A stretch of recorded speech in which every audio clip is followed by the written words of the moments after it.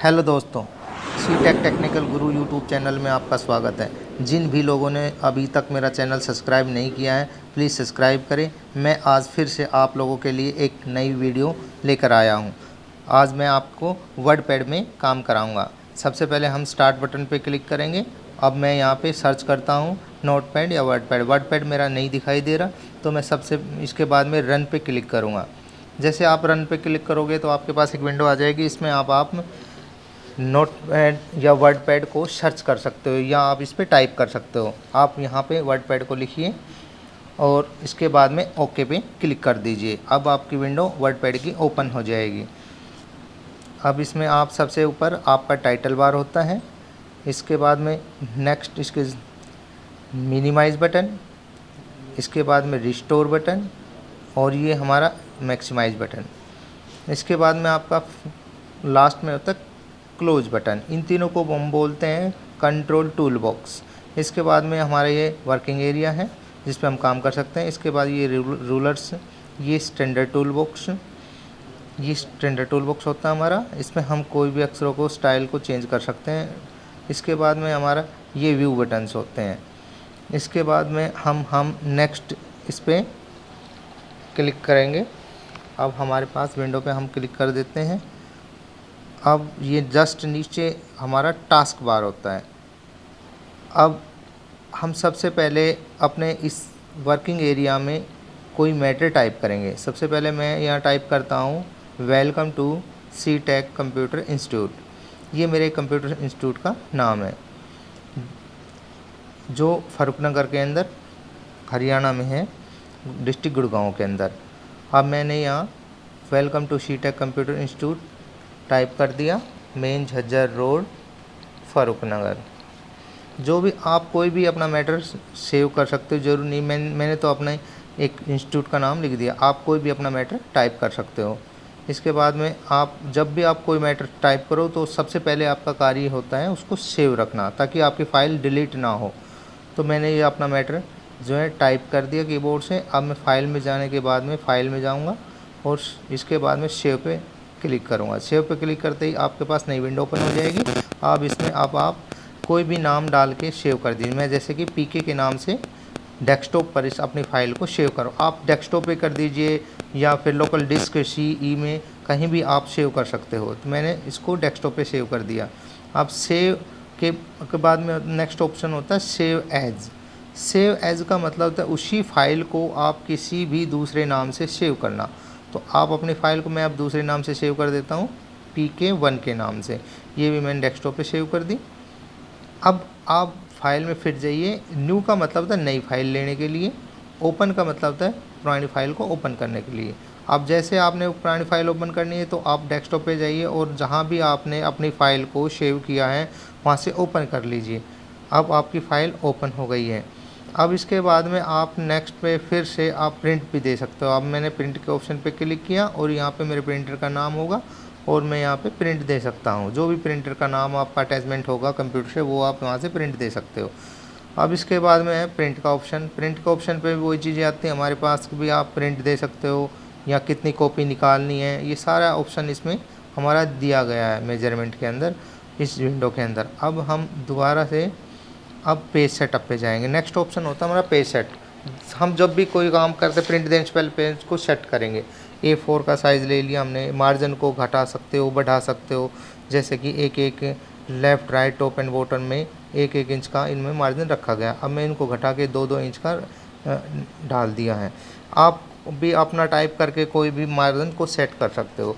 तो मैंने यहाँ फिर से दोबारा से 1 इंच का सेट कर दिया और ओके कर दिया। अब आप आगे नेक्स्ट ऑप्शन पे चलिए नीचे की तरफ। अब ये नीचे है एग्जिट। एग्जिट से आप अपनी विंडो को बंद कर सकते हो।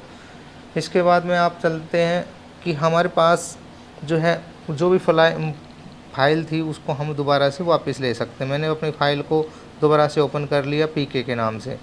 अब ये PK के नाम से मैं इसको डेस्कटॉप पे अपनी विंडो पे जो दोबारा से ओपन कर लेता हूँ, ताकि मैं आगे ऑप्शन में आपको बता पाऊँ। अब जो भी आपने इस जो फ़ॉन्ट लिखे हैं उनको आपने स्टाइल को चेंज करना है, बोल्ड करना है, तो सबसे पहले आप इसको सेलेक्ट कीजिए। कंट्रोल ए करके भी कर सकते हो या ऑप्शन में जाके भी कर सकते हो।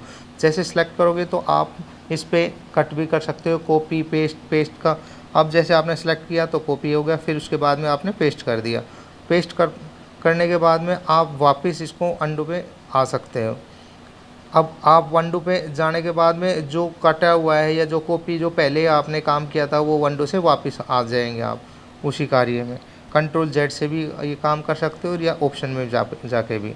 अब आपने जो स्टाइल चेंज करनी हो, अक्षरों के फ़ॉन्ट को चेंज करना हो, तो आपने सेलेक्ट करने के बाद में फ़ॉन्ट को आप चेंज कर सकते हो। बी का मतलब था बोल्ड करना, आई का मतलब इटैलिक, यू का मतलब अंडरलाइन लगाना। अब स्टिक थॉट का मतलब होता है आप बीच बीच में लाइन लगाना। अब सबस्क्रिप्ट और सुपरस्क्रिप्ट, सबस्क्रिप्ट से आपके अक्षर नीचे की तरफ आ जाएंगे और सुपरस्क्रिप्ट से आपके अक्षर ऊपर की तरफ चले जाएंगे। ये दो ऑप्शन होते हैं हमारे। इसके बाद में आपका नेक्स्ट ऑप्शन इसी में टूल दिया गया है आपका हाइलाइटर का। आप सेलेक्ट करने के बाद में हाईलाइट कर सकते हो। जब भी आपने कोई भी हाईलाइट कर सकते हो, किसी भी कलर से कर सकते हो। हाईलाइटर को ख़त्म करना है तो आपने सेलेक्ट करने के बाद में आप नो कलर पे क्लिक कर दीजिए ताकि आपका हाइलाइटर हट जाए। इसके बाद में आप सेलेक्ट करने के बाद में फ़ॉन्ट पे भी अक्षरों के कलर को चेंज कर सकते हो, जैसे कि मैं कर पा रहा हूँ। जो सिलेक्ट करने के जो भी कार्य होगा वो सिलेक्ट करने के बाद ही होगा, उससे पहले काम नहीं करेगी कोई विंडो। इसके बाद में ये आपके इंक्रीज़ है, डिक्रीज़ है, लेफ़्ट में राइट में आप अक्षरों को ले जा सकते हो विंडो के। इसके बाद में ये मार्जिन है आपके अलाइनमेंट, जिसको बोलते हैं हम लेफ़्ट में, टॉप में, आपका सेंटर में, राइट में करना हो ये राइट में कर दिया मैंने, लेफ़्ट में करना तो लेफ़्ट में आ गया।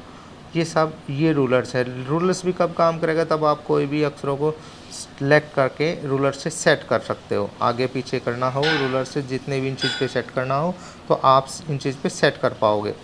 इसके बाद में आप चलते हैं आगे नेक्स्ट, इसमें बुलेट लगाना। सेलेक्ट करने के बाद आप इसमें बुलेट लगा सकते हो। आप ये आपका बुलेट लग जाए 1 पॉइंट, इस पर ये आपके बुलेट का ऑप्शन आ जाता है। इसमें आप कोई भी नंबरिंग में लगा सकते हो, वह बुलेट में लगा सकते हो। ये आपके पास अभी आ जाता है मार्जिन। मार्जिन इसमें क्या होता है कि भाई आप में स्पेस देना, अक्षरों के बीच में लाइनों में स्पेस आना, 1.5 का स्पेस देना हो, 1 पॉइंट का, तो ये आपका स्पेस का ऑप्शन। अब ये आ जाता है पैराग्राफ।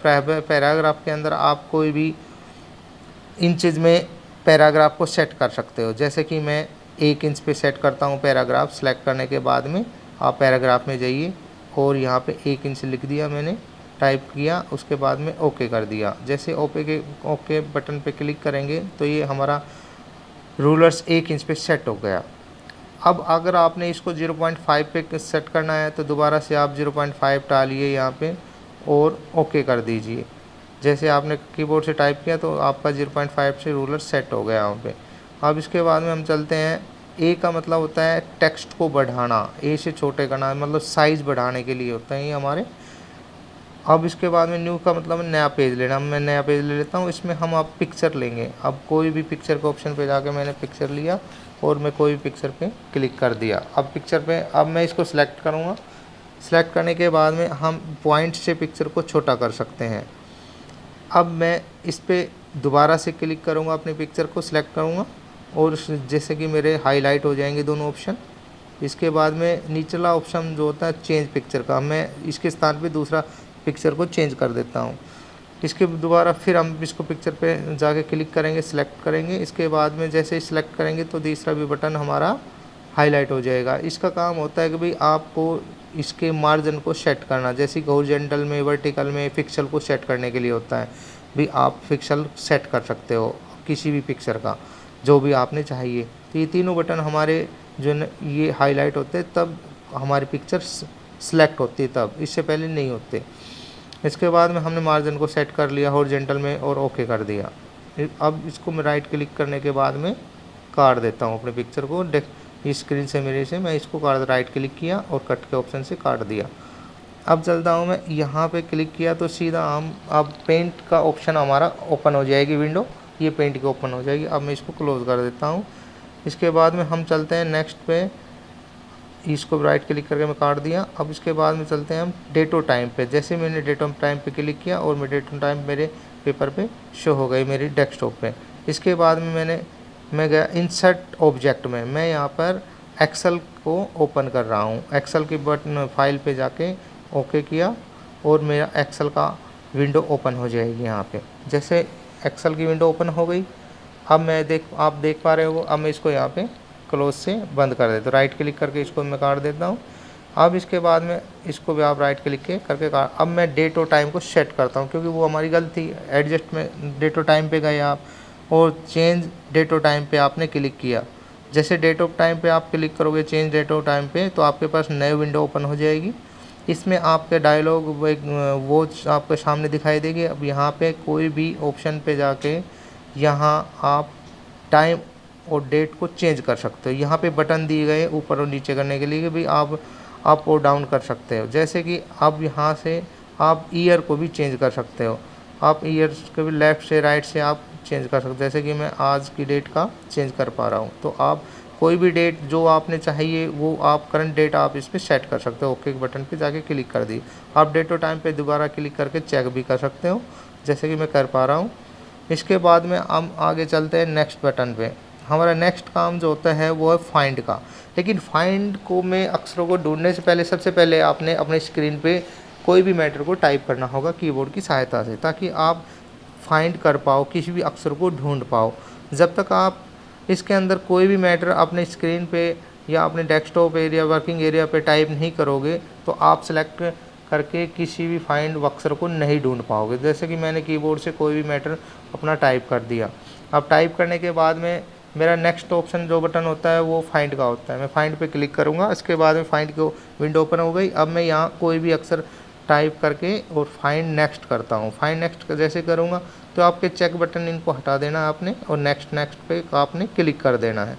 और आप देख पा रहे होंगे कि आपका जो भी आपने चेक किया वो आपका खो जा गया है। अब आप चलते हैं रिप्लेस पे। रिप्लेस का मतलब होता है आपने बदलना। फाइंड वर्ड में आपने कोई अक्षर ढूंढ दिया और रिप्लेस विद में उसके साथ में आपने बदल देना है। आपने मान लीजिए ए डालना है तो नीचे आपने जेड के साथ में आप उसको रिप्लेस कर सकते हो।